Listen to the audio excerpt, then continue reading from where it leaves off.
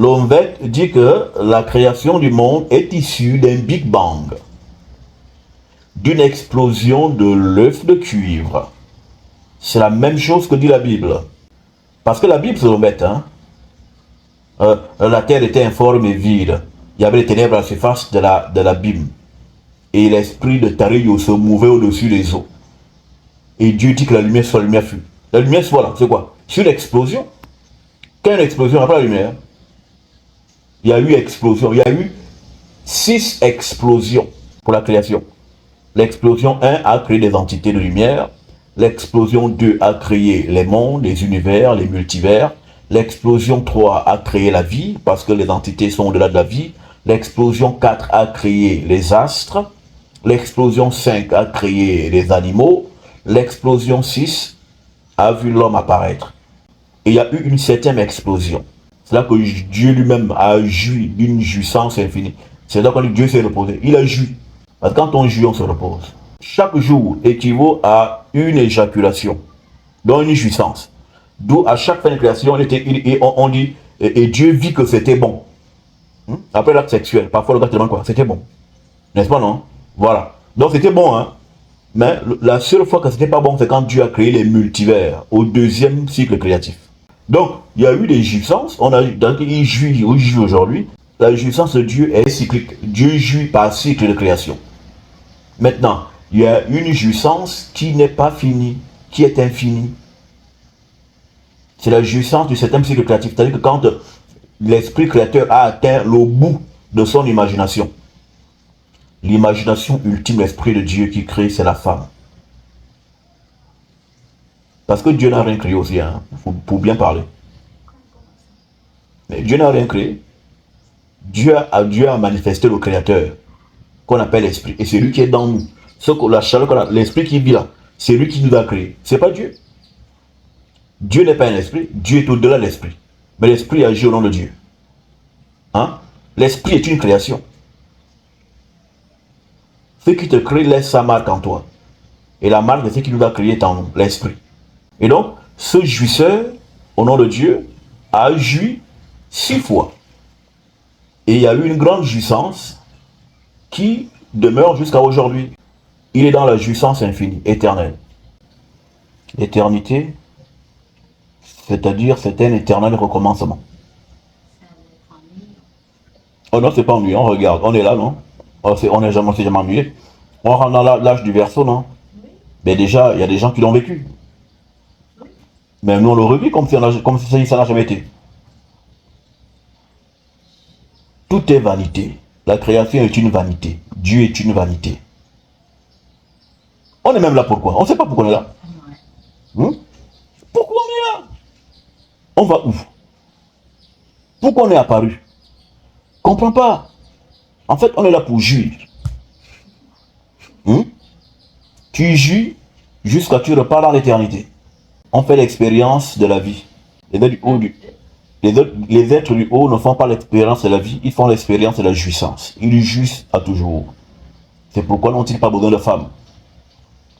Parce qu'ils sont la dimension des esprits extasiés. Quand tu fais l'amour, tu atteins la dimension des esprits du haut.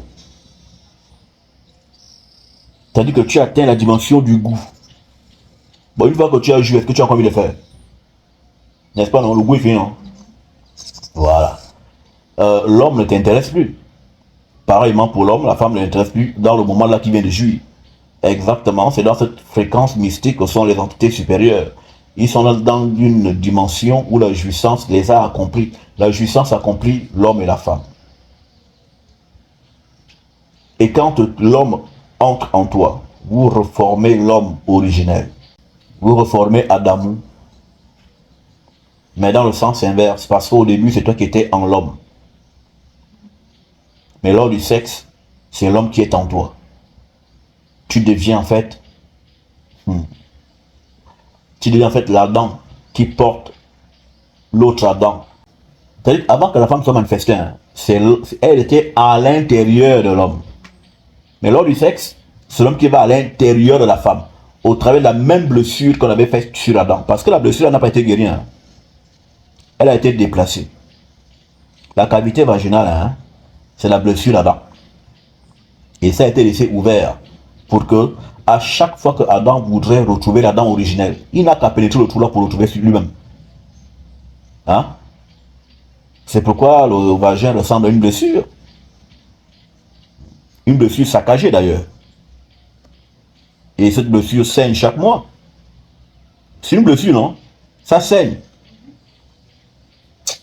Ah, mais vous m'en faites mal, en beau.